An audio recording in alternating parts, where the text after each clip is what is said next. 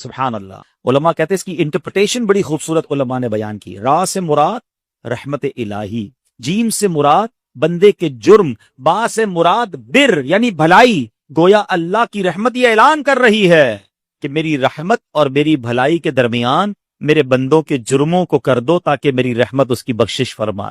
This the time to repentance. रजब तौबा का महीना। सुभान अल्लाह। रजब के बारे में आता है कि रजब अल्लाह का महीना है, अहादीस में मिलता है रजब अल्लाह का महीना।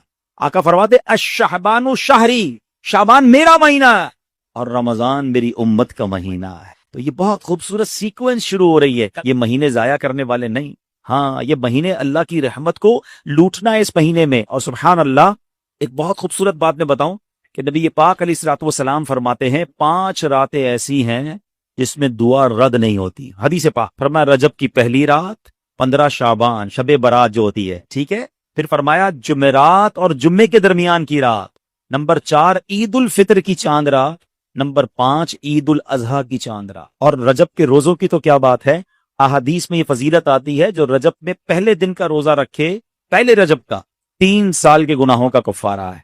दूसरे दिन का रोजा रखे 2 साल के गुनाहों का कफारा, और तीसरे दिन का रोजा रखे तो 1 साल के गुनाहों का कफारा। फिर पूरा रजब जो है वो हर रोजा जो है वो 1 महीने के गुनाहों का कफारा है। अब तो सर्दियों के दिन है, वैसे ही हम में से कई लोग लेट लंच करते हैं, 6 सवा 6 बजे इफ्तार हो जाता है। तो हो सके तो नफली रोजे रखें, ये इबादत का महीना है। अल्लामा सफौरी रहमतुल्लाहि तआला अलैह फरमाते हैं कि रजब बीज बोने का महीना है, शाबान पानी डालने का महीना है, और रमजान फसल काटने का महीना है। और बड़ी खूबसूरत इसकी तफसील बयान फरमाते हैं कि जो बंदा रजब में इबादत का बीज नहीं बोता, शाबान में उन बीजों पर अपने आंसुओं से पानी नहीं डालता, आबियारी नहीं करता, वो रमजान में रहमत की फसल कैसे काट सकेगा। तो this is the time to prepare yourself. ये तो वक्त आ गया मस्जिद की तरफ आने का, तिलावत करने का, रोजे रखने का। अगर कोई दूरी हो गई है इबादत से तो फिर जुड़ जाएं, और रहमतों वाले महीने शुरू हो रहे हैं। तो ऐ मेरे प्यारे इस्लामी भाइयों, अल्लाह करे कि हम रजब में अल्लाह की इबादत करके अपने गुनाहों की माफी मांग के हम इस रजब को इस तरह गुजारें। और रजब में एक और काम करने का बड़ा जबरदस्त मैं आपको बता दूं कि नबी पाक अलैहिस्सलाम फरमाते, हजरत अब्दुल्लाह इब्न जुबैर रदियल्लाहु अन्हु से रिवायत है कि जो माह रजब में किसी मुसलमान की परेशानी दूर करे, अल्लाह अज़्ज़ व जल उसको जन्नत में ऐसा महल अता फरमाएगा जो हद नजर तक वसी होगा। तुम रजब का इकराम करो, अल्लाह करीम 1000 करामतों के साथ तुम्हारा इकराम फरमाएगा। अल्लाह करे कि हमारी कोई नमाज कज़ा ना हो, हम इस पे नफली रोजे रखें, इस पे दुरूद पाक की कसरत करें, इस्तिग़फ़ार की कसरत करें। अल्लाह का महीना है, खूब अल्लाह की तरफ लौ लगाएं कि या अल्लाह तेरा महीना आ गया, बंदा भी तो मैं तेरा हूं, मेरे मौला तो मेरी मग़फ़िरत फरमा दे। अल्हम्दुलिल्लाहि रब्बिल आलमीन वस्सलातु वस्सलामु अला खातिमिन नबिय्यीन अम्मा बाद फ़अऊज़ु बिल्लाहि मिनश शैतानिर रजीम बिस्मिल्लाहिर रहमानिर रहीम। पढ़िए अस्सलातु वस्सलामु अलैका या रसूल अल्लाह व अला आलिका व अस्हाबिका या हबीब अल्लाह। अस्सलातु वस्सलामु अलैका या नबी अल्लाह व अला आलिका व अस्हाबिका या नूर अल्लाह। दुरूद पाक पढ़ने के बेशुमार फ़ज़ाइल व बरक़ात हैं। मुस्तफ़ा जान रहमत शम्अ बज़्म हिदायत सल्लल्लाहु तआला अलैहि वसल्लम का फरमाने आली शान है कि जो कोई शख्स मुझ पर 200 मरतबा दुरूद पाक पढ़े, उसके 200 बरस के गुनाह मुआफ़ कर दिए जाते हैं। अब यहाँ किसी के ज़हन में सवाल आ सकता है कि 200 बरस तो हमने जीना ही नहीं है। जहां जहां हदीसों में ये जो क्वांटिटी आती है ना, 100 बरस 200 बरस, एक और हदीस पाक भी है जो जुमा के दिन 80 बार दुरूद पाक पढ़े उसके 80 बरस के गुनाह मुआफ़ कर दिए जाते हैं। तो उलमा ये फरमाते हैं इससे मुराद जिंदगी भर के गुनाह होते हैं, यानी कसरत से रहमतें नाजिल होंगी। अच्छा, यहाँ जब जब ये 200 बरस के गुनाह, 80 बरस के गुनाह या पिछले सारे गुनाह मुआफ़ करने की बात होती है तो इससे मुराद सगीरा गुनाह होते हैं। याद रखिए, कबीरा गुनाह जो होते हैं ना वो तौबा से ही माफ होते हैं। तो हमें हर वक्त कोशिश करनी चाहिए, हर रोज कोशिश करनी चाहिए कि हम तौबा करते रहें। और तौबा करना अल्लाह को बड़ा पसंद है, यकीन करें अल्लाह को बड़ा पसंद है बंदा उससे माफी मांगे। तो नबी पाक अलैहिस्सलाम आप तो बख्शे बख्शाए हैं, مگر آپ بھی روزانہ بعض روایتوں کے مطابق 100 بار استغفار کیا کرتے تھے، اللہ کے حبیب علیہ الصلوۃ والسلام۔ اور ہم سراپا گناہگار ہیں، گناہوں کے انبار ہیں ہمارے سر پر، کتنا کتنا وقت گزر جاتا ہے ہم توبہ نہیں کرتے، استغفار نہیں کرتے۔ تو استغفر اللہ استغفر اللہ استغفر اللہ یہ اپنی زبان پہ رکھیں ہیں۔ استغفر اللہ ربی من کل ذنب واتوب الیہ، یہ بھی ایک استغفار ہے، اس کو ذہن میں رکھیں، پڑھتے رہا کریں، کم از کم 100 بار پڑھ لیں، کتنی دیر لگتی ہے؟ بلکہ مزہ پتہ کیا ہے، استغفار کرتے وقت اپنے ذہن میں اس کا معنی بھی رکھیں نا۔ معافی مانگنے والا ہنستے ہوئے معافی نہیں مانگتا۔ آپ معافی مانگ رہے ہیں نا، یا اللہ معاف کر دے، میں اپنے گناہوں سے توبہ کر رہا ہوں، تو آپ کے دل کی کیفیت بھی ہو، آپ کے چہرے کی کیفیت بھی ہو۔ کیا ہی اچھا ہو آنکھیں بند کر کے مسجد کے کونے میں یا گھر میں بیٹھ کر میں اپنے گناہ یاد کر کے اللہ کی بارگاہ میں کہوں کہ استغفر اللہ ربی من کل ذنب واتوب الیہ، اللہ میں اپنے سارے گناہوں سے توبہ کرتا ہوں، معافی مانگتا ہوں، اپنے کرم سے معاف کر۔ پھر آنسو بھی بہیں گے، پھر خیال بھی آئے گا، پھر ندامت بھی ہوگی، پھر دیکھیں انشاءاللہ وہ کریم کیسا کرم فرماتا ہے۔ ایک روایت، بڑی طویل روایت ہے، کبھی موقع ملا اس موضوع پہ بیان کریں گے، کہ جب بندہ رب سے معافی مانگتا ہے نا، اللہ کریم اس بندے کو دیکھ کر مسکراتا ہے نا۔ جملہ کتنا پیارا ہے۔ گناہ رب کے کیے، ناراض اس کو کیا، اور اب معافی مانگ رہے ہیں، معاف کر دے تو بڑی مہربانی ہے۔ فرمایا اس بندے کو دیکھ کر مسکراتا ہے رب، کہ میرا بندہ یہ جانتا ہے کہ میرا کوئی رب ہے کہ گناہ کرنے پر پکڑ بھی لیتا ہے اور معافی مانگو تو معاف بھی کر دیتا ہے۔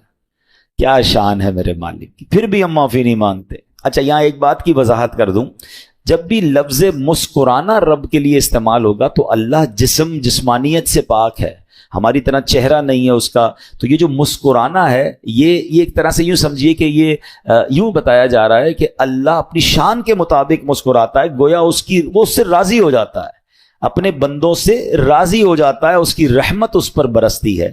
تو ہمیں استغفار جو ہے، توبہ جو ہے، وہ اپنی زندگی کا دستور بنانا چاہیے۔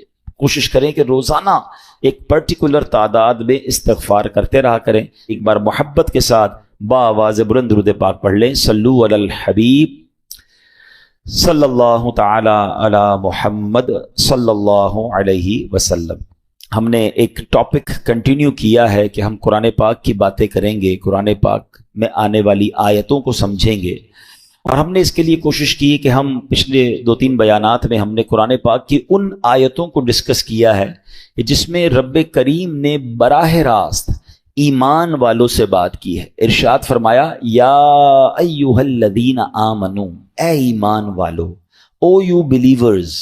اچھا، یہ بات کس سے ہو رہی ہے؟ مجھ سے اور آپ سے ہو رہی ہے۔ اور کون فرما رہا ہے؟ رب فرما رہا ہے۔ اللہ ہم سے بات کرے تو ہمیں پتہ تو ہونا چاہیے ہم سے کیا بات کی ہے، دنیا کا میسج مس نہ ہو جائے اس کی پرواہ، اللہ کا پیغام میرے لیے کیا ہے اس کی کوئی پرواہ نہیں ہوگی۔ تو ویسے تو ہمیں الگ سے ٹائم نکال کر یہ ساری آیتیں پڑھ لینی چاہیے۔ یہ 89 کے قریب آیتیں ہیں پورے قرآن میں جہاں اللہ نے مومنوں سے ڈائریکٹ بات کی ہے، یا ایھا الذین آمنو کہہ کر، اے ایمان والو کہہ کر، ٹھیک ہے۔ تو آج اسی میں سے ایک آیت انشاءاللہ ہم سمجھتے ہیں۔ اللہ کریم نے ارشاد فرمایا، یہ ہے پارہ نمبر 2 سورہ بقرہ آیت نمبر 172۔ ہم ایک سیکوینس کے ساتھ سیکھنے کی کوشش کر رہے ہیں۔ پہلی 2 آیتیں ہم نے کور کر لی تھیں، آج تیسری آیت ہے، اور اسی ترتیب سے ہے کہ جس طرح قرآن میں پہلے پارے، دوسرے پارے، اس طرح ہم اس کو لے کر چل رہے ہیں۔ تو آج جو آیت ہے اس میں رب فرماتا ہے، یا ایھا الذین آمنوا کلوا من طیبات ما رزقناکم واشکروا للہ ان کنتم ایاہ تعبدون۔ ترجمہ، آسان ترجمہ قرآن کنز العرفان، اے ایمان والو، ہماری دی ہوئی ستھری چیزیں کھاؤ اور اللہ کا شکر ادا کرو اگر تم اسی کی عبادت کرتے ہو۔ کیا خوبصورت آیت ہے۔ یعنی اس آیت میں ہمیں 2 چیزوں کی گائیڈ لائن دی گئی ہے۔ کھانا کیا ہے؟ صاف ستھری حلال طیب چیزیں، اور پھر فرمایا اور اللہ کا شکر بھی ادا کرو۔ تو کچھ اس بارے میں سمجھتے ہیں کہ اس میں رب نے کیا فرمایا ہے۔ اب یہاں پر ارشاد ہوتا ہے، اس آیت مبارکہ میں اللہ تعالیٰ نے اہل ایمان کو رزق حلال اور شکر الہی ادا کرنے کا حکم دیا ہے۔ حلال و طیب کیا چیز ہے؟ اس سے مراد وہ چیز ہے جو خود بھی حلال ہے، جیسے بکرے کا گوشت ہے، سبزی، دال، جو ہم چیزیں کھاتے ہیں، اور حاصل بھی حلال ذریعے سے کی گئی ہو۔ جیسے تجارت کے ذریعے ہو، وراثت کے ذریعے ہو، کوئی تحفہ دے، چوری رشوت ڈکیتی وغیرہ نہ ہو۔ اب یہاں ایک بات یاد آ گئی، سوشل میڈیا پہ ایک پوسٹ کچھ عرصہ پہلے دیکھی کہ ایک بندہ کہتا ہے بیرون ملک میں وہ کوئی گوشت بیچنے والا تھا یا کوئی کھانے کے سامان بیچنے والا تھا، تو وہ کہتا ہے مسلمان جب بھی میرے پاس آتے ہیں وہ یہ ضرور پوچھتے ہیں کہ یہ حلال ہے کہ نہیں، ٹھیک ہے؟ تو میرا سوال یہ ہے کہ کیا صرف حلال ذبیحہ گوشت کھانا ہی ضروری ہے، یا جس پیسے سے حلال گوشت خرید رہے ہیں وہ پیسہ بھی حلال ہونا چاہیے؟ رشوت سے کما کر، جھوٹ سے کما کر، دھوکے سے کما کر، ڈکیتی اور چوری سے کما کر، اغوا برائے تاوان کر کے اس کا رینسم، اس کا کڈنیپ کے پیسے لے کر اب میں ڈھونڈنے نکلا ہوں کہ مجھے ان پیسوں سے حلال گوشت چاہیے، تو یقیناً گوشت بھی حلال ڈھونڈنا ہے، کھانا بھی حلال ڈھونڈنا ہے، مگر وہ کھانا بھی حلال پیسوں سے ہے۔ ہم ایک سائیڈ پر تو بڑے مضبوط ہوتے ہیں، معاذ اللہ کسی بھی مسلمان کو کہہ دیں، اب پتہ نہیں کوئی بالکل ہی ایمان سے خالی ہو جائے تو الگ بات ہے، ورنہ کتنا ہی بڑا گناہ گار ہو اس کو کہیں بھائی سور کا گوشت کھلاؤں گا آپ کو، وہ کیا کہے گا؟ نہیں بھائی ہم مسلمان نہیں کھاتے۔ بہت اچھی بات ہے، ہمارا ایمان اسٹرانگ ہونا چاہیے۔ کسی بھی ناجائز اور حرام گوشت کو نارملی مسلمان پتہ چل جائے پھر نہیں کھاتے۔ بہرحال آج کل تو یہ بھی بڑا معاملہ ہے، بولنے کو جی بھی نہیں چاہ رہا کہ یہ بھی احتیاط اب ختم ہوتی جا رہی ہے، خاص طور پہ جو انٹرنیشنل ٹریولرز ہیں، پہلے تو احتیاط کرتے تھے، اب آہستہ آہستہ دیکھ رہے ہیں بس ٹھیک ہے یار چلتا ہے، تھوڑا سا پوچھ لیا حلال لکھا ہوا ہے نا، اب آپ کو کیا بتائیں کہ حلال تو تھیلیوں پہ چھپا ہوا ہوتا ہے، اس میں خود بھی بھر دیں آپ۔ کئی چیزیں ایسی ہیں جس میں حلال لکھا ہوا ہوتا ہے، جس میں حلال لکھنے کی ضرورت ہی نہیں ہے، اب پانی کی بوتل پر حلال لکھا ہوا ہے، چپس کے پیکٹ پہ حلال لکھا ہوا ہے، بسکٹ کے پیکٹ پہ حلال یعنی آپ ذبیحہ والی چیز پر حلال لکھیں۔ اب تو کیونکہ کچھ جگہوں پر انٹرنیشنل قانون بن گیا ہے کہ حلال کی اسٹیمپ ہوگی تو ہمارے ملک میں آ سکے گا، تو ہر چیز پر حلال لکھ دیا، لیکن اس حلال کے پیچھے وہ حلال ہے کہ نہیں تھوڑی بہت معلومات تو ہونی چاہیے، تھوڑی بہت تو فکر ہونی چاہیے۔ کئی ملکوں میں حلال کہہ کر بھی حرام بیچا جا رہا ہوتا ہے، لیکن لوگوں کو فکر نہیں ہے، بس ٹھیک ہے بھوک لگی کھانا کھا لیا۔ حالانکہ ان کے لیے مشورہ یہ ہے کہ کسی بھی ملک میں جا کر آپ پر مرغی اور یہ گوشت کھانا واجب نہیں ہے، آپ سبزی کھا سکتے ہیں، اللہ نے ہمارے لیے ایک ایسی خوراک رکھی ہے جس کا حلال حرام کا مسئلہ نہیں ہے، ٹھیک ہے نا؟ آپ جناب اس میں فش کھا سکتے ہیں، لیکن بس شوق بھی بہت ہے اور فکر بھی نہیں کرنی ہے۔ لیکن قرآن کیا کہتا ہے؟ اے ایمان والو رزق حلال کھانا ہے، صاف ستھری چیزیں کھانی ہے، حلال طیب رزق کھانا ہے۔ تو بہرحال یہ بات ہمیں سمجھ آئی، اور رزق حلال کس قدر برکت والا کھانا ہے، اور حرام کھانا جو ہے وہ عذاب الہی کو دعوت دیتا ہے، چاہے وہ حرام روزی سے کھایا ہے یا حرام گوشت یا حرام چیز کھائی ہے، شراب پی ہے یا معاذ اللہ وہ گوشت کھایا جو ذبیحہ نہیں ہے، تو اس کی کتنا برا کام ہے۔ اب ذرا قرآن مجید فرقان حمید میں ایک اور جگہ رب ارشاد فرماتا ہے، یا ایھا الناس کلوا مما فی الارض حلالا طیبا ولا تتبعوا خطوات الشیطان انہ لکم عدو مبین۔ قرآن کہتا ہے اے لوگو جو کچھ زمین میں حلال پاکیزہ ہے اس میں سے کھاؤ، اور شیطان کے راستوں پر نہ چلو، بے شک وہ تمہارا کھلا دشمن ہے۔ تو یہ بار بار قرآن کہہ رہا ہے حلال کھانا ہے، حلال کھانا ہے، حرام کھانا یہ ساری روحانیت کو برباد کر دیتا ہے۔ یاد رکھیے جس کے پیٹ میں حرام کا لقمہ جائے نا اس کی دعائیں قبول نہیں ہوتی، اس کی عبادتیں قبول نہیں ہوتی، لیکن لوگوں کو یہ فکر ہی نہیں ہے۔ اچھا میں دوبارہ وہی بات کروں گا، میرے سامنے جو آڈینس ہے 99.99% لوگ حرام کھانا نہیں کھاتے۔ کون سا حرام؟ جو پکنے میں حرام ہے یا گوشت حرام ہے، مگر کیا اتنی احتیاط میں اس روزی کمانے میں کر رہا ہوں کہ جس روزی سے جس پیسے سے میں وہ کھانا خرید رہا ہوں، میں خرید تو حلال بکرے کا گوشت رہا ہوں، میں خرید تو حلال سبزی رہا ہوں، میں خرید تو حلال چکن رہا ہوں، مگر جن پیسوں سے خرید رہا ہوں وہ بھی حلال ہونے چاہیے نا، ورنہ تو کھانا پھر حرام ہو گیا، روزی پھر حرام ہو گئی۔ ہم جتنا کانشیس، اگر آپ کو کوئی کہے کہ آپ کے محلے میں ایک غیر مسلم ہے جو چکن بیچ رہا ہے، آپ جائے نہیں لیں گے اس سے، عام مسلمان جو بے نمازی ہے وہ بھی نہیں لے گا، پتہ چل جائے کہ بھائی یہ معاذ اللہ حرام گوشت ہے ہم نہیں لیں گے، بھائی یہ فلاں چیز میں شراب ملی بھی ہم نہیں لیں گے، جو شرابی نہیں ہے۔ لیکن جتنا کانشیس خریداری میں حرام کو چیک کرنے میں کچھ لوگ ہوتے ہیں، ہمیں اسی طرح اپنی روزی میں بھی تو احتیاط کرنی ہے نا، کہ میں اپنے بچوں کو کوئی حرام روزی تو نہیں کھلا رہا۔ میں دو واقعات آپ کو سناتا ہوں، حرام روزی کی تباہ کاری اور حلال روزی کی برکت۔ پہلے حلال روزی کی برکت سنو۔ حضرت سعد بن ابی وقاص رضی اللہ تعالیٰ عنہ، یہ کون سے صحابی ہیں؟ یہ عشرہ مبشرہ میں سے ہیں۔ عشرہ مبشرہ کون ہوتے ہیں؟ یہ وہ 10 صحابہ ہیں جن کو نبی پاک نے ان کی زندگی ہی میں جنت کی بشارت عطا فرما دی. ویسے تو ہر صحابی جنتی ہے، مگر یہ کتنے لکی ہیں کہ زبان مصطفیٰ صلی اللہ تعالی علیہ وسلم سے میرے آقا نے ان کو جنت کی بشارت عطا فرمائی. عشرہ کہتے ہیں 10 کو، مبشرہ کہتے ہیں خوشخبری والے. یہ وہ 10 ہیں کہ جن کو اتنی بڑی گڈ نیوز مل گئی کہ وہ زندگی میں نبی پاک نے فرمایا تم جنتی ہو. حضرت سعد بن ابی وقاص از ون آف دیم. 4 تو خلفائے راشدین ہیں ہمارے، ٹھیک ہے، 5ویں یہ ہو گئے، 5 مزید بھی ہیں.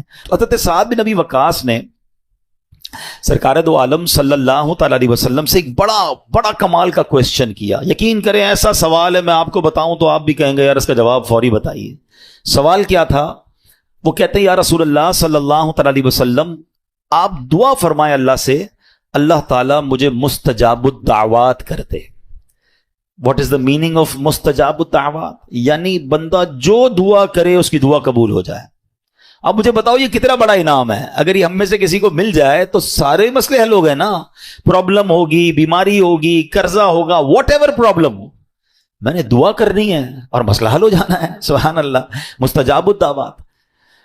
تو پیارے آقا علیہ الصلوۃ والسلام نے کتنا پیارا جواب دیا. کوئی بہت لمبا چوڑا جواب نہیں دیا. نبی پاک نے یہ نہیں فرمایا سعد اتنے روزے رکھو، اتنی نمازیں پڑھو، اتنے سجدے کرو، اتنے صدقے دو، اتنا لمبا مجاہدہ کرو، پھر جا کے تم مستجاب الدعوات بنو گے. نہیں، ون لائنر آنسر فرام رسول اللہ صلی اللہ تعالی علیہ وسلم. آپ فرماتے ہیں اے سعد اپنی خوراک پاک کر لو، مستجاب الدعوات ہو جاؤ گے. بس یہ فارمولا آج سیکھ جائیے. قرآن کا پیغام بھی یہی تھا کہ اے ایمان والو حلال کھاؤ، اور حلال کھاؤ گے تو ملنا کیا ہے؟ مستجاب الدعوات بن جائیں گے. مسئلے حل ہو گئے نا. میں کیوں جاؤں گا کسی اور سے دعا کرانے جب خود ہی مستجاب الدعوات بن جاؤں؟ تو اپنی غذا پاکیزہ کرنی ہے، اپنی کمائی پاکیزہ کریں، اپنا کھانا پاکیزہ کریں، اپنے لقمے پاکیزہ کریں. اور آگے نبی پاک فرماتے ہیں اس ذات کی قسم جس کے دستے قدرت میں محمد مصطفیٰ صلی اللہ تعالی علیہ وسلم کی جان ہے، آدمی اپنے پیٹ میں حرام کا لقمہ ڈالتا ہے تو 40 دن تک اس کا کوئی عمل قبول نہیں کیا جاتا. اور جس بندے کا گوشت سود اور حرام خوری سے ہوگا اس کے لیے آگ زیادہ بہتر ہے. اب ذرا سوچئے، وہ لوگ جو اپنے بچوں کو حرام کھلاتے ہیں، آپ ان کی نشو نما حرام پیسوں سے کر رہے ہیں. اور حدیث میں کیا فرمایا؟ جو گوشت اگائی سود سے ہے، حرام سے ہے، وہ آگ کے لیے بہتر ہے، یعنی وہ آگ میں جل جلانے کے لیے بہتر ہے. ہم نہیں سوچتے، ہم کہتے ہیں بچوں کے لیے کر رہا ہوں، اپنے لیے نہیں کر رہا. ذرا بچوں کے مستقبل لیے کر رہا ہوں. آپ بچوں کو برباد کر رہے ہیں. جو حرام کما کر کہتے ہیں میں بچوں کا مستقبل روشن کر رہا ہوں، میں اس لیے سود لیتا ہوں، میں اس لیے رشوت لیتا ہوں کہ یار بچوں کا کچھ بن جائے، آپ بے وقوفی کر رہے ہیں. اللہ پاک مالک ہے، قادر ہے، وہ تھوڑے پیسے میں بھی برکت ڈال سکتا ہے، اور حلال میں ویسے ہی برکت رکھی ہے اس نے. میں جنازہ پڑھا کے آ رہا ہوں، میرے پھوپا جان کا انتقال ہوا. آپ دعا کریں اللہ پاک ان کی مغفرت فرمائے. مگر میں جنازے میں بھی ایک بات کہہ کر آیا. میں نے کہا میرے پھوپا جان آج جا رہے ہیں، میں جانتا ہوں اللہ نے ان کو بہت نوازا ہے، مگر وہ قبر میں 1 روپیہ بھی لے کر نہیں جا رہے ہیں. ان کے کفن میں کوئی جیب نہیں تھا. جس قبر میں آج وہ جائیں گے کوئی تجوری نہیں ہوگی، سارے پیسے، ساری پراپرٹیاں سب پیچھے چھوڑ گئے. اور ہم آپ بھی یہی کریں گے نا. ہے کوئی جو لے کر جائے گا اپنا پراپرٹی، بینک بیلنس؟ کچھ بھی نہیں لے کے جائیں گے. ایوری تھنگ سب پیچھے رہ جائے گا. جس کو جمع کرتے کرتے حرام کما کے جو زندگی گزار رہے ہیں، سوچے قبر میں تو خالی آ جانا ہے، اور پھر جو حرام چھوڑ کر جائیں گے اس کی مار الگ پڑنی ہے. میں نے بہت پہلے بیان میں ایک جملہ کہا تھا، آج پھر ریپیٹ کرتا ہوں، اللہ کرے کسی کے دل پہ لگ جائے. ایک فارمولا ہے. جتنے بھی یہاں بیٹھے ہیں مجھے بتائیں، ہم اپنی زندگی میں، اپنی لائف میں، اپنے کمائے ہوئے پیسے میں اپنی ذات پر کتنا خرچ کرتے ہیں؟ پرسنلی اپنے اوپر غور کیجئے گا. جتنے بھی بیٹھے ہیں، جو نوکری والے بھی ہیں، جو بزنس والے بھی ہیں، میکسیمم 5%. آپ سوچئے، مرد تو ویسے ہی خرچ نہیں کرتا، اپنے بچوں پہ خرچ کر رہا ہوتا ہے، بیوی پہ خرچ کر رہا ہوتا ہے. وہ اتنے کپڑے سلواتے ہیں، ہم تو پھر بھی نہیں سلواتے. ان کو ہر دعوت میں نئے کپڑے چاہیے، جوتے نئے چاہیے، پتہ نہیں کتنے سامان چاہیے. مرد، میں آپ کی میری بات کر رہا ہوں، کماتے ہم ہیں.